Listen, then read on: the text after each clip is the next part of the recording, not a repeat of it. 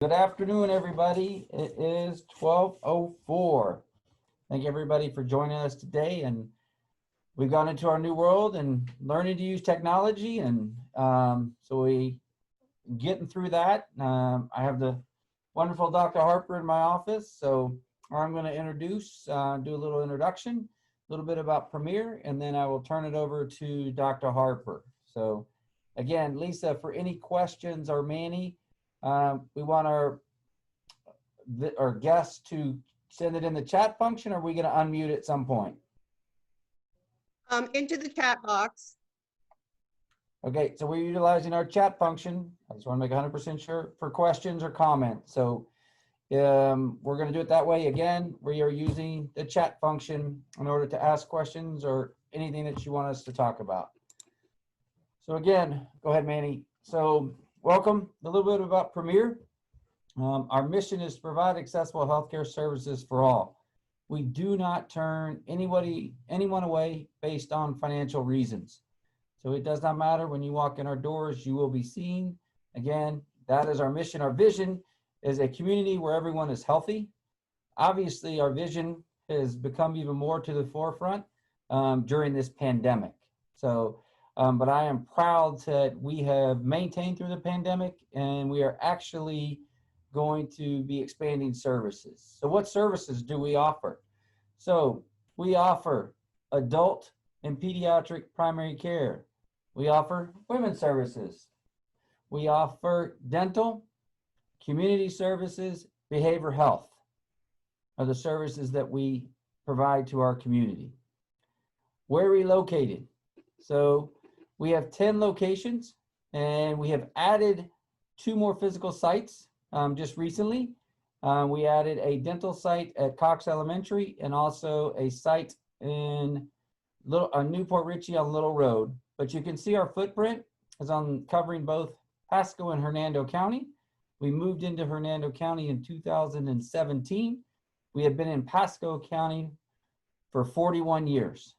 And we just celebrated last year our 40th anniversary. As I talked about, we are going to continue to expand our services, and our footprint will continue to build and get bigger and bigger and bigger. Next, Manny. Oh, my introduction. All right. That's my introduction with regards to a little bit about Premier. I could talk for many, many hours about the good things that we're doing and about us, but do not want to take away from everybody you signed up for to hear Dr. Harper speak. And I'm going to turn it over to Dr. Harper right now. Thank you. Okay. Camera. Sit in the chair and you'll be in good shape. Oh, okay. There you go. Thank you. Good afternoon, everybody. My name is Dr. Jennifer Harper, and I am board certified OBGYN physician at Premier. I have worked here since 2016. I'm from Atlanta, Georgia originally, and I'm a product of the public school system and HBCU, Fisk University, and Meharry in Nashville, Tennessee. To the right is a picture of me trying to stay safe with the COVID environment. We have to continue to remember that eventually this is going to be over, and we're doing our best to keep everyone safe.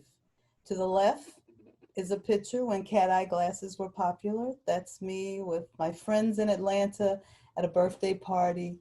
That's Yolanda King in the background, the Abernathy, the King boys, since we all grew up together. Let's talk about the annual exam. We used to come in and say, I want a PAP, but it's really the annual exam. And what does that include? We want to make sure physically you're okay, mentally you're okay. We want to check your PAP, do your breast exam, do screening for cancer, find out if there are any social or intimacy issues that are a problem. We want to prevent. It's prevention that is the new thing. When I was in school, you find the diagnosis and you treat it. You're diabetic, here's the medicine. You have high blood pressure, here's the medicine. But the new thing is prevention. So we want to be healthy. We want to identify risk problems and try to get people healthy. So it's not just the pap smear, it's the annual exam.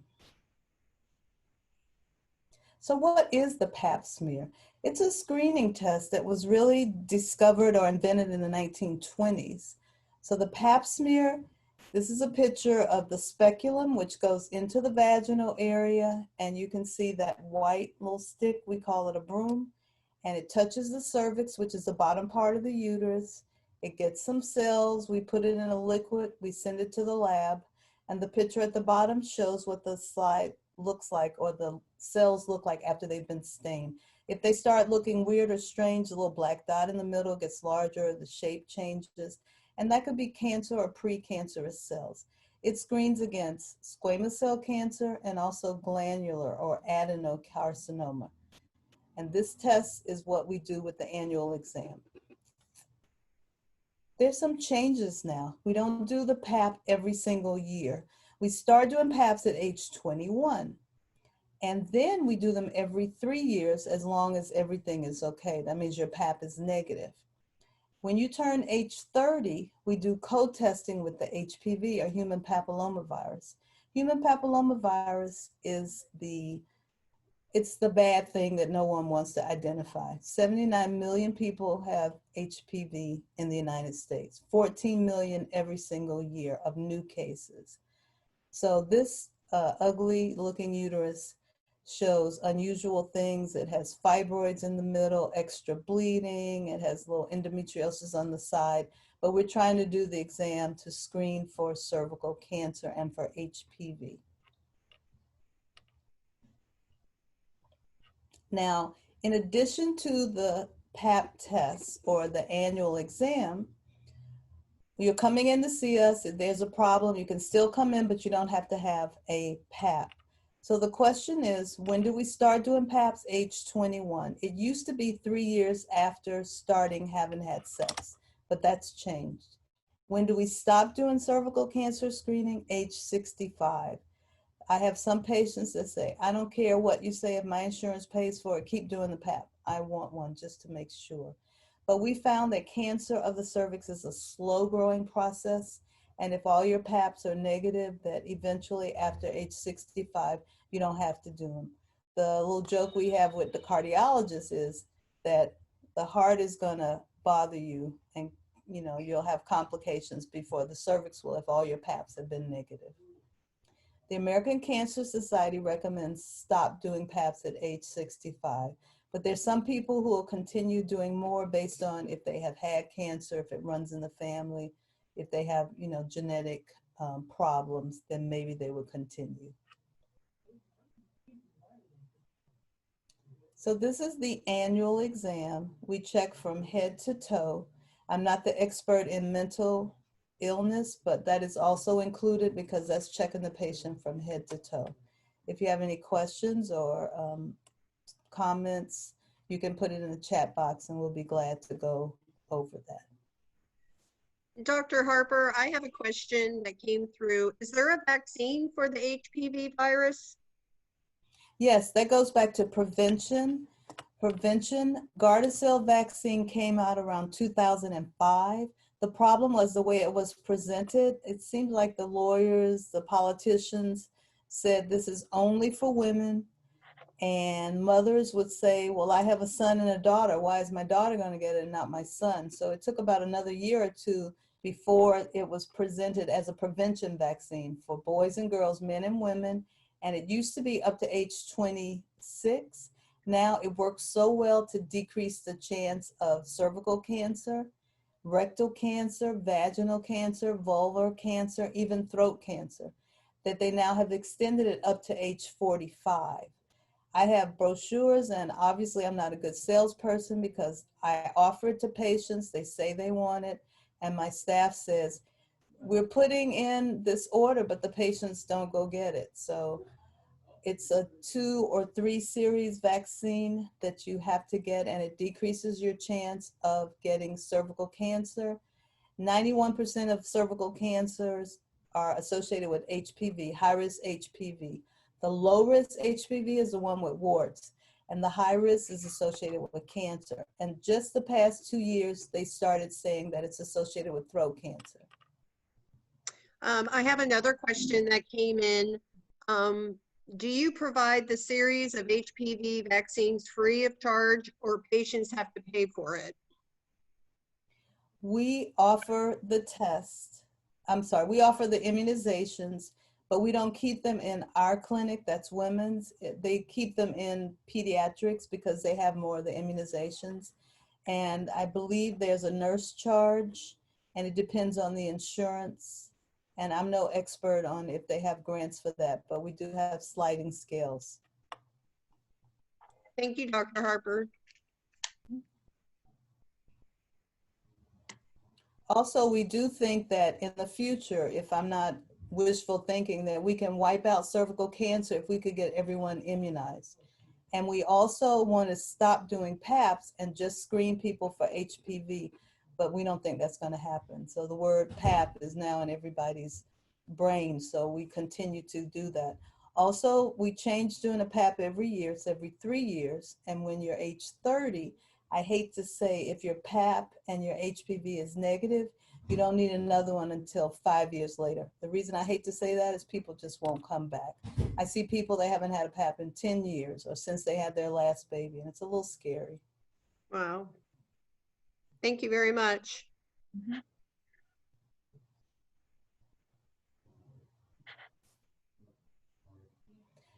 So just to go back with a little bit of history, books have been written, movies have been made about Henrietta Lacks, and I'm surprised that a lot of people don't know about her.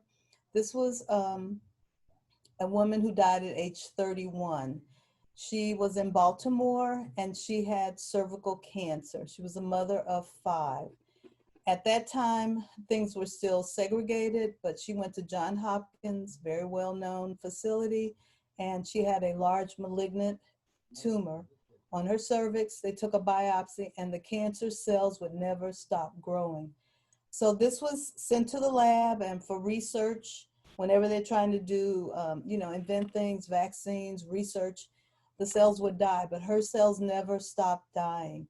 So Johns Hopkins has put out a note, we didn't profit from this. The lab sold her cells all over the world from $400 to thousands of dollars, and it helped do tests on radiation, toxins, poisons. It helped invent and get rid of polio. And the family, of course, they didn't know anything about it using her cells. And the legal aspect is it didn't say her name, Henrietta Lacks cells. They took the 2 letters of her first name, the 2 letters of her last name, and they're the HeLa cells. And because of this, I believe just this year, they're going to try and get a little bit of money to some of the family members.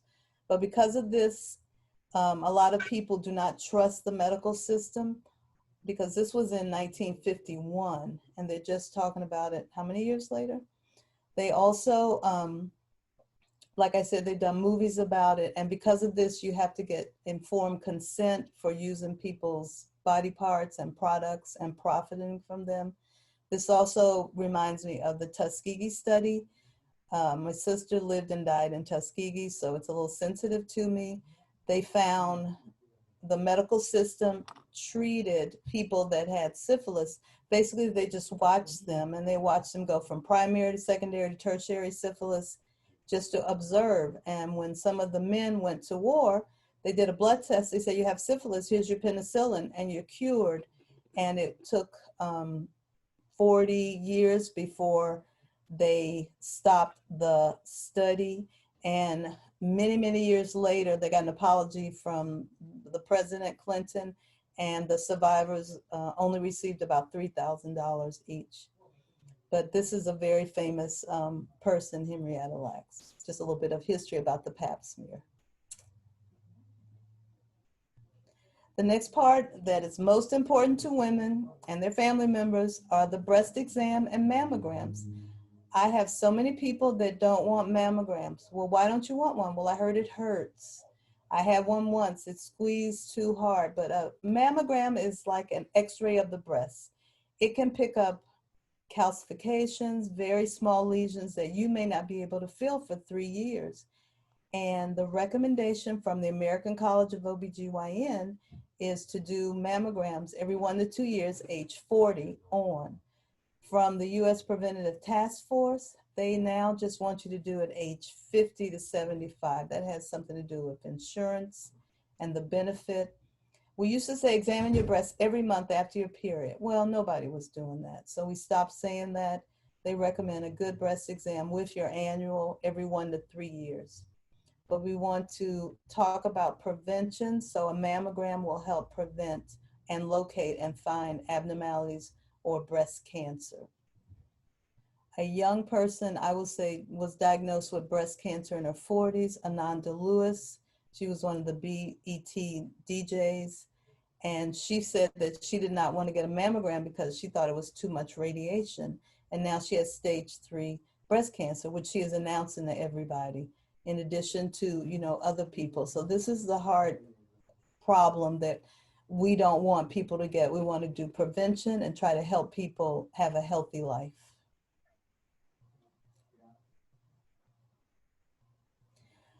The next part of the exam, we need to think about when people get older, osteoporosis. So if you fall down, we call it a slip and fall, you can fracture your hip, break your bone, something that a kid will fall down and just bounce right back. So what happens after age 65, your estrogen level goes down and your bone starts breaking down as opposed to building up. When you're a young kid, they build up, they bounce back, but you can get weak bones, and that's osteopenia. You can get brittle bones where you can just bump and the bone fractures. The problem with that is you're at risk for falls, and if you fall, you don't recover as well. You may not get in. A lot of falls happen going to the bathroom at night without the lights on, and people can die from complications from not being able to move, hip fractures, and so we try to prevent osteoporosis. How do we get to prevention?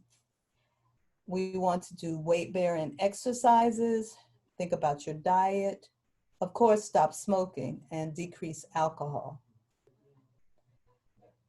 Some of the diet includes taking calcium. You can get a natural form or take the supplement.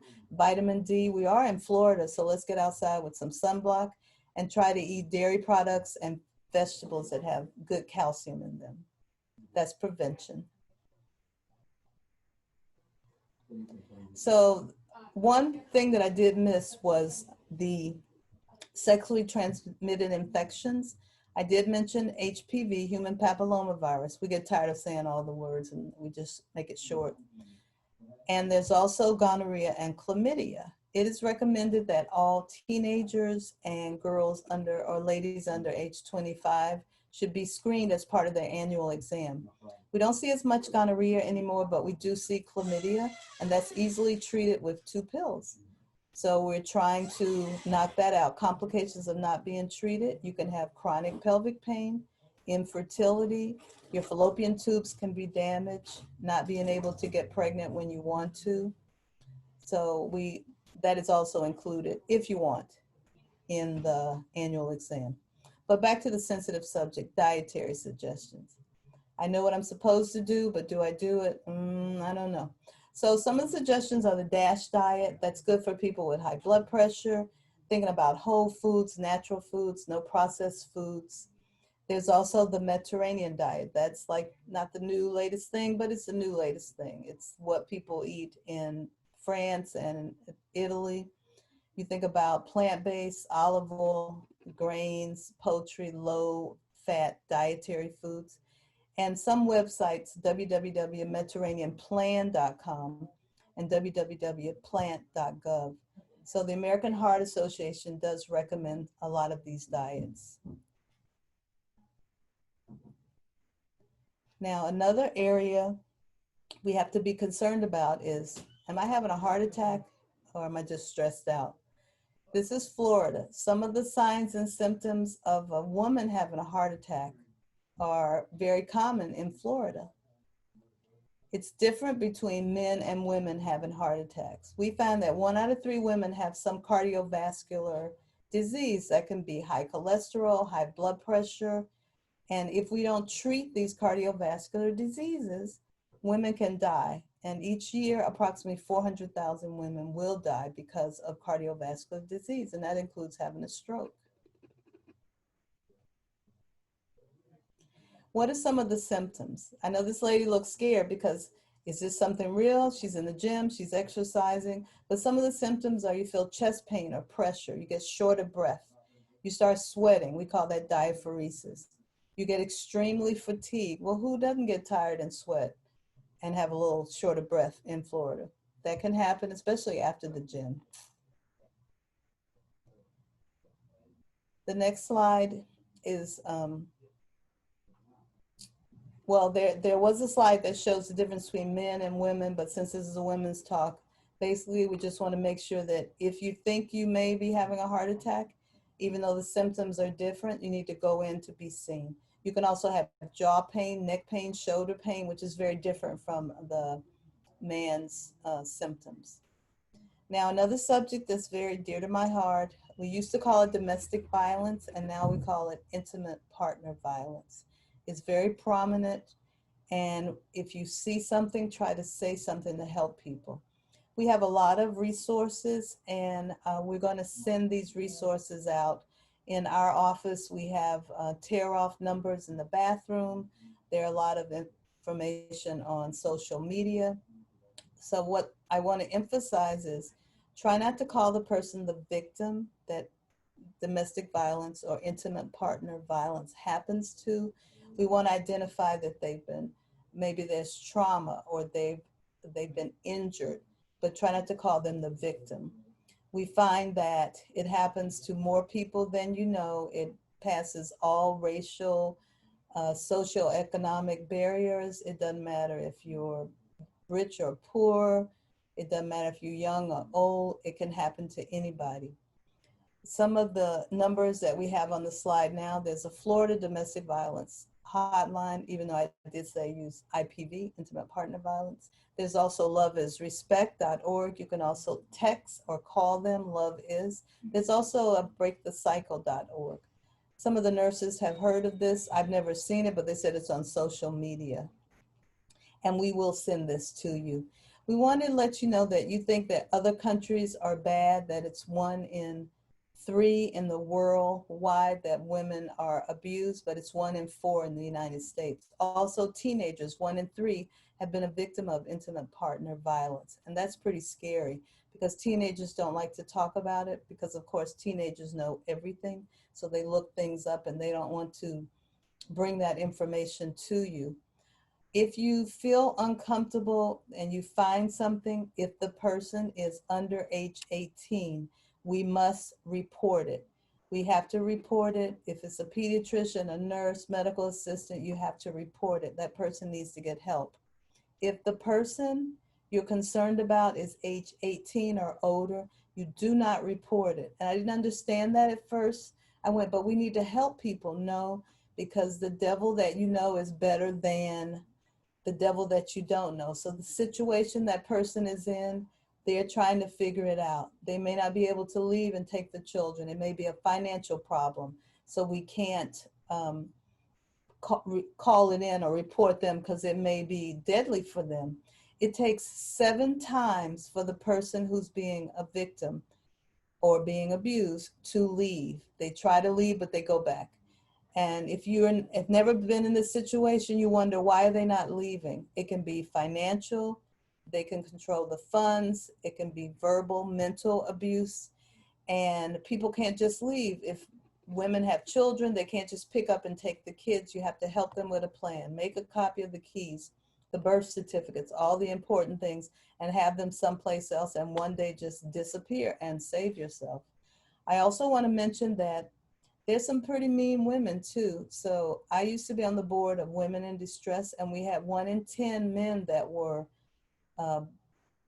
products of intimate partner violence. And they would sometimes leave with the children because the women were the mean ones.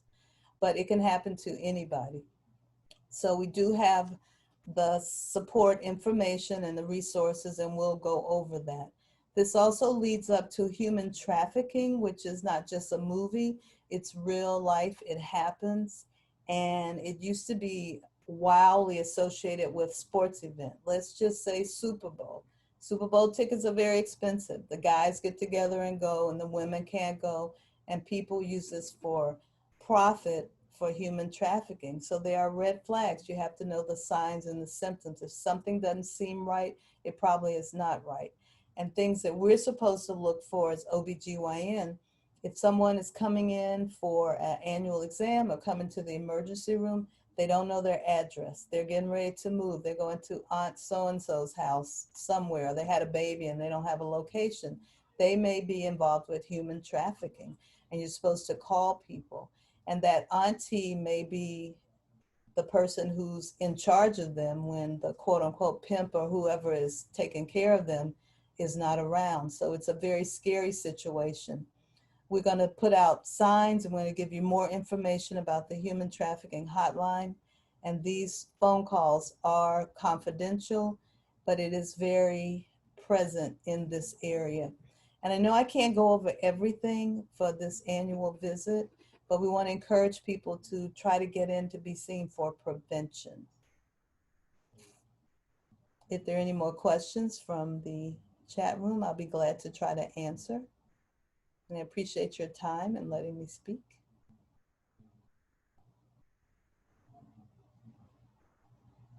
Can't hear you. Sorry.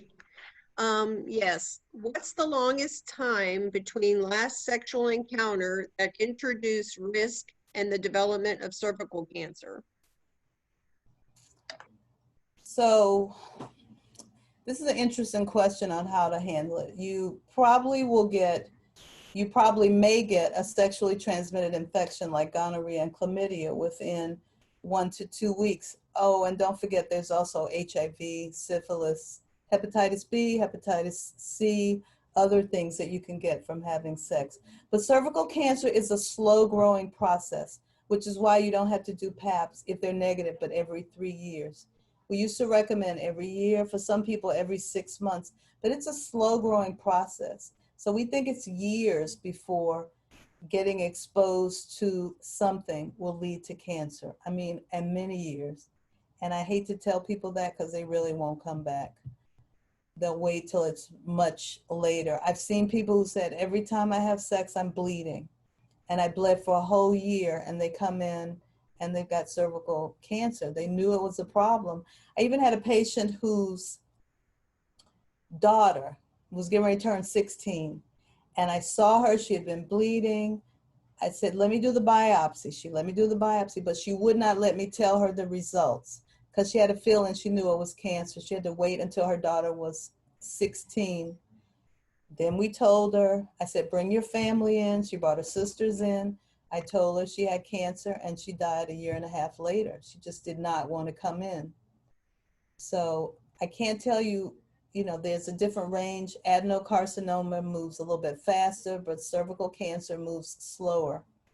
And whenever we talk to someone in that situation, we try not to make them feel bad because they didn't come in, but it is a slow growing process and it can be stopped. Because we diagnose it, we take a biopsy, we can remove the larger specimen, healthy cells can regrow, you can have a leap, a cone, you can have a hysterectomy. There are other things that can be done, even freezing the cervix.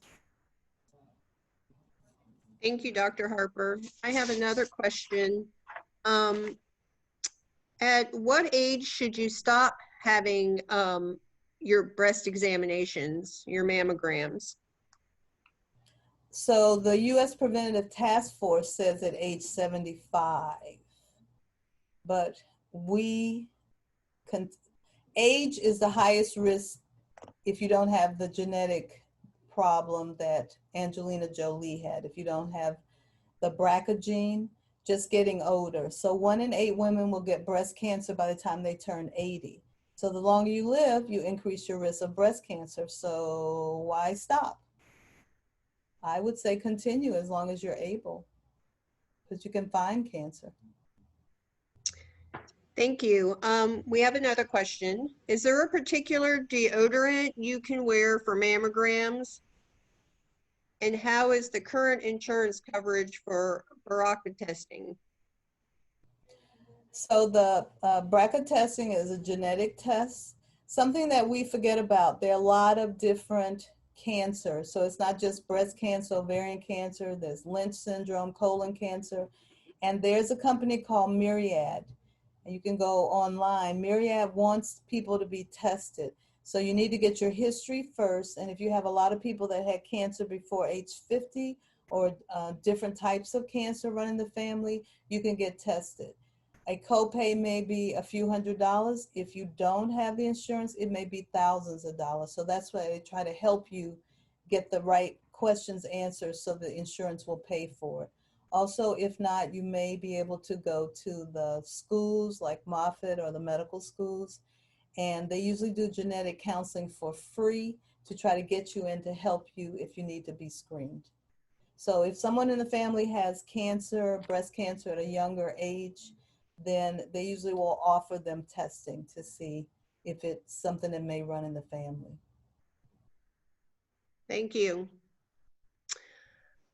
I have another one. How old do you have to be to receive the HPV vaccine? Okay, the HPV or Gardasil vaccine is recommended at age 11 or 12. So the pediatrician starts talking to them about it. It started off as Gardasil, which immunized against the 2 low risks associated with warts and the 2 high risks, 16 and 18. Then it got new and improved, and now it's Gardasil 9, so it immunizes you against 9 of the high risk types of cancer, of which that genotype, 2 of them are associated with the majority of cancers. So you can come anywhere from age 11 up to age 45 and get immunized. We don't, after you get the 2 or 3 injections for immunization, we don't think you need a booster, but you know, the time may change. Okay, another question. We're going to circle back around to, is there a, excuse me, let me go back up here. Is there a particular deodorant you can wear when you're having your mammogram? Okay, so when you go for your mammogram, they say don't wear any deodorant. You go, well, wait a minute, I need some deodorant. What they mean is the cream or the whatever you use, it can come down in the area where they're doing the mammogram. Your breast is like a teardrop. It goes up to your underarm. And what's the underarm? Where you put the deodorant. So you can see that particulate matter that may look like calcifications, that may look suspicious for cancer. So it's not that you need to wear deodorant. That's okay to take with a mammogram. Just do the mammogram first, shower up, and then as soon as you finish, put the deodorant on. It's just so it won't make the x-ray of the breast, the mammogram, look suspicious for cancer, because they're looking for mass, they're looking for things that look like little salt, little white dots, and they can see if they look suspicious for cancer or not. So it's not that you, a certain type that you need to wear, just don't wear it because it gets too confusing. You don't want to go back. They say your mammogram, we need another test. Just don't wear it and put it on when you finish. Okay, thank you. Another question. What age are you supposed to, or what age do you typically start menopause? And is it real that you can get premenopausal? So menopause definition means you haven't had a period in 6 months. The menopausal symptoms, well, the joke is if there's a man in the house with a teenage daughter who just started her period and a wife who's going through menopause, that he's in hell, but the hormones are flowing. So if you got that teenager up and down and back and forth, and the mother, the menopausal symptoms, definitely menopause if you haven't had a period in 6 months. But you can get moody, difficulty sleeping, the hot flush, which we call hot flashes. Your period can change. Your period can get longer, shorter, heavier, lighter, irregular. All that can happen for some people up to 7 to 10 years before you go through menopause. So the 40s are not, you know, the best. Average age is 51. Cigarette smokers go through it earlier. The average age your mother went through, which she probably is not going to talk to you about it, that's usually the age that the daughters go through it. So it can happen 2 to 4 years before your period, but for some people, they get signs and symptoms 7 to 10 years. It's like everyone with their period. Everyone does not have the worst cramps in the world. Some people barely know their period's there, and some people can't get out of bed. So every woman is a little bit different. So menopause is approximately age 51. Perimenopause could be in the 40s. Thank you, Dr. Harper. Does anyone have any more questions for Dr. Harper?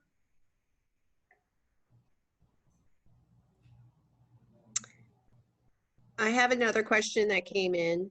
Is the HPV optional, or do you highly recommend for us to get the HPV immunization shot? And is there any defects after receiving the immunization shot?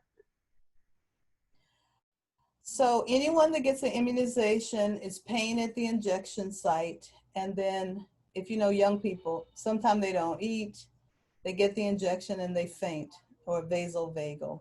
So if you talk to people, if you're given the injection, how are you with injections or shots? Do you faint? Oh, I faint every time. So, you know, it's not necessarily what you're giving at that time. It's just their fear or their reaction.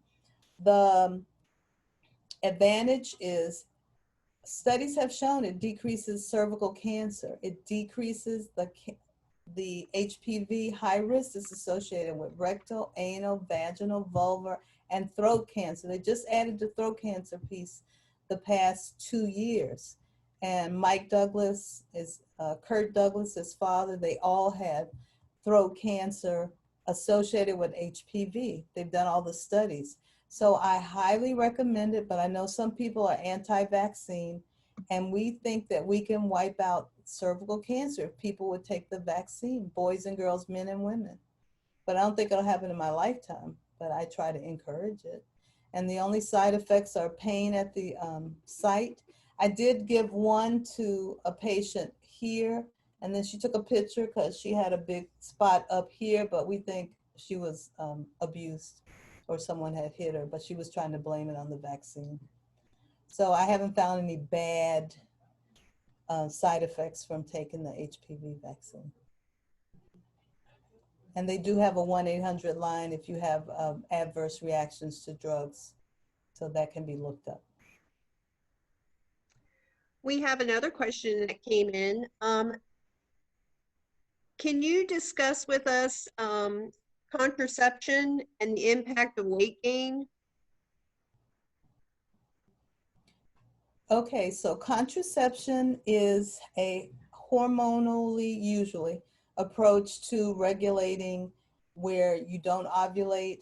Even if you have sex, you don't ovulate, you shouldn't get pregnant, but nothing's 100%, except taking out your fallopian tubes and taking out the uterus. So the most common type of contraception are birth control pills, and a lot of people get pregnant on birth control pills, 6 to 9 out of 100, because they don't take them at the same time, or they may get nauseous, or they're taking other medicines that are metabolized in the liver at that same spot, like someone on seizure medicines. The first weight gain with birth control pills is usually water weight. That can be up to like 5 pounds. So that's birth control pills. Another type of hormonal treatment is the IUD, the intrauterine device. Seems to be very popular in this area. You have an IUD that only has copper in it, so it's no hormone. That is usually not associated with weight gain. The other hormones are progesterone. The progesterone, there is some weight gain, but you don't usually gain like 30 to 50 pounds with the progesterone only IUD. The names of those are Skyla, a 3-year one, Mirena, and Kylena, that's a 5-year one. And those are a type of birth control that we insert in the office. The ones that are associated with weight gain are the Depo-Provera. That's an injection that goes in the arm in a deep muscle, and there's one that goes right under the skin. And I have only found 2, maybe 3 people in my entire career that did not gain weight. Everybody gains 30 to 40 to 50 pounds. So I never recommend that first for anything. I kind of recommend it for people who can't open their mouth and take a pill, but they seem to really gain weight. Another hormone birth control is called Nexplanon. My personal favorite, but a lot of people don't like it because it is associated with weight gain. If someone starts an IV in the hospital, we put the Nexplanon in the arm under the biceps muscle. And not everybody, but these are reasons to gain weight, and that stays in for 3 years. So some people are sensitive to progesterone. They get moody. They get a little really too moody and ask for the come off of the hormones. But it is associated with weight gain. And then every woman is different. So we can't, you know, say you may gain weight at the beginning and you lose it. For some people, their appetite gets better. I don't know. Usually the estrogen is associated with water weight, and that causes weight gain. Thank you, Dr. Harper. We have another question. When should you begin hormone replacement therapy? So this is someone who's gone through menopause, or they've had surgery and their uterus, mainly both of their ovaries, are gone. In younger people, that usually means that maybe there was a complication, they had endometriosis, so they're not getting any more hormones from the ovaries. When you go through menopause, age 51, and I've had patients in their 30s and 40s, when you go through menopause, the ovaries stop working. So the replacement is estrogen, and if you still have a uterus, it's estrogen and progesterone, the 2 hormones. What that does, it decreases your symptoms that we talked about. You're not going to get your period back, but you won't be as moody, you'll sleep better, you won't be as irritable.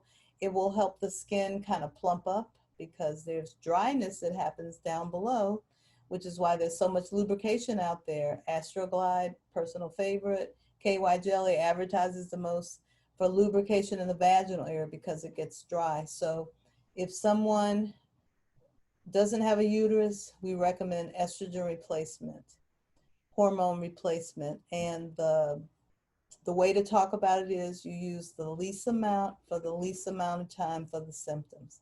So they won't really say you can use it for 2 years or 1 year or for 10 years. There's some people that come in their 60s and they want to start hormone replacement.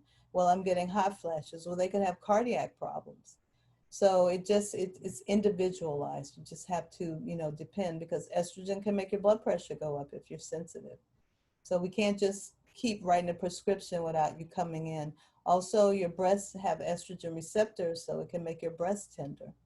So most people will take it an average of 2 years. It just depends.